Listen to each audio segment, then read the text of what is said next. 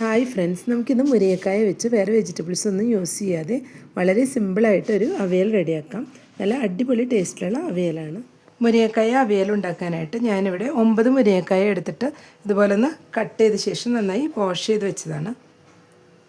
ആദ്യം നമുക്കിതൊന്ന് കുക്ക് ചെയ്തെടുക്കാം.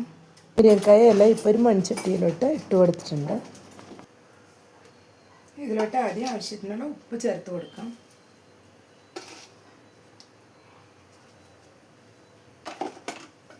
ഹാഫ് ടീസ്പൂൺ മഞ്ഞൾപ്പൊടി ചേർത്ത് കൊടുക്കുന്നുണ്ട്.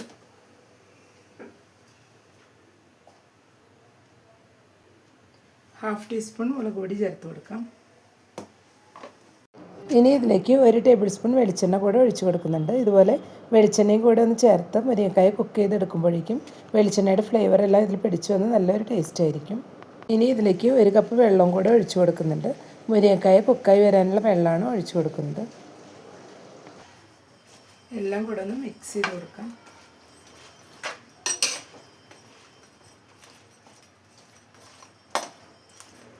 ഇപ്പം എല്ലാം കൂടെ ഒന്ന് മിക്സ് ചെയ്ത് കൊടുത്തിട്ടുണ്ട്. ഇനി ഫ്ലെയിം ഓൺ ചെയ്ത ശേഷം നമുക്ക് മുരിങ്ങക്കായ നന്നായി തന്നെ ഒന്ന് കുക്ക് ചെയ്തെടുക്കാം. ഇത് നമുക്കൊന്ന് മൂടി വെച്ച് കൊടുക്കാം. ഇപ്പം എല്ലാം കൂടെ ഒന്ന് ബോയിലായി വന്നിട്ടുണ്ട്. ഇതിലോട്ട് ഈ സമയം അല്പം വേപ്പില ചേർത്ത് കൊടുക്കുന്നുണ്ട്. ഒന്നുകൂടെ എല്ലാം കൂടെ ഒന്ന് മിക്സ് ചെയ്ത് കൊടുത്തിട്ടുണ്ട്. ഇനി മുരിങ്ങക്കായ എല്ലാം കുക്കായി വരുന്നവരെ ഒന്ന് മൂടി വെച്ച് കൊടുക്കാം. മീഡിയം ടു ഹൈ ഫ്ലെയിമിൽ വെച്ചിട്ടൊന്ന് മൂടി വെച്ച് കൊടുത്താൽ മതിയാവും. അവിയലിലേക്ക് ചതച്ചെടുക്കാനായിട്ട് ഞാനിവിടെ 1 കപ്പ് തേങ്ങ എടുത്തിട്ടുണ്ട്. ഇതിലോട്ട് 3 ചുവന്നുള്ളി ചേർത്ത് കൊടുക്കാം. 1/4 ടീസ്പൂണിനും കുറച്ച് കുറവായിട്ട് ചെറിയ ജീരകം, നല്ല ജീരകമാണ് ചേർത്ത് കൊടുക്കുന്നത്. ഇനി ഇതിലോട്ട് ഞാനിപ്പോൾ 5 പച്ചമുളക് ചേർത്ത് കൊടുക്കുന്നുണ്ട്. പച്ചമുളകെല്ലാം എടുക്കുമ്പോൾ നമുക്ക് എരിവ് നോക്കിയിട്ട് അതിനനുസരിച്ച് കൂട്ടിയും കുറച്ചും എടുക്കാം. ഇനി ഇതെല്ലാം കൂടെ അവിയലിന് സാധാരണ നമ്മൾ ചതച്ചെടുക്കുന്ന പോലെ ഒന്ന് ചതച്ചെടുക്കണം. ഓവറായി അരിഞ്ഞു പോകരുത്, ജസ്റ്റ് ഒന്ന് ചതച്ചെടുത്താൽ മതിയാവും.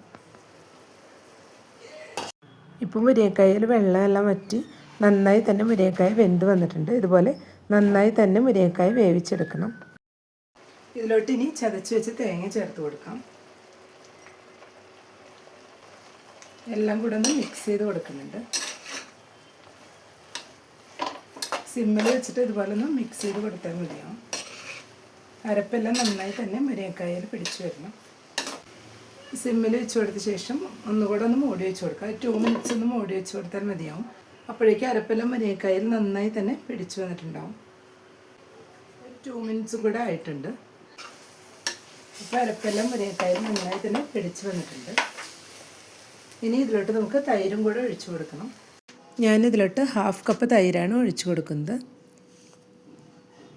അവിയലിൽ എപ്പോഴും ഒഴിച്ചു കൊടുക്കുമ്പോൾ കുറച്ച് പുളിയോട് കൂടിയിട്ടുള്ള തൈര് നമ്മൾ ഒഴിച്ചു കൊടുക്കണം. അപ്പോഴാണ് അവിയലിൻ്റെ പെർഫെക്റ്റ് ഒരു ടേസ്റ്റ് നമുക്ക് കിട്ടുന്നത്. എല്ലാം കൂടെ നന്നായി തന്നെ ഒന്ന് മിക്സ് ചെയ്ത് കൊടുക്കാം. ഇപ്പോൾ എല്ലാം കൂടെ നന്നായി തന്നെ ഒന്ന് മിക്സ് ചെയ്ത് എടുത്തിട്ടുണ്ട്. ഇനി നമുക്ക് ഫ്ലെയിം ഒന്ന് ഓഫ് ചെയ്ത് കൊടുക്കാം.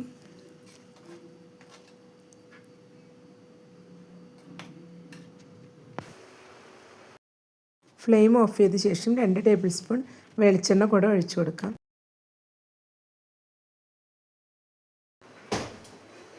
കുറച്ച് വേപ്പില കൂടെ ചേർത്ത് കൊടുക്കാം.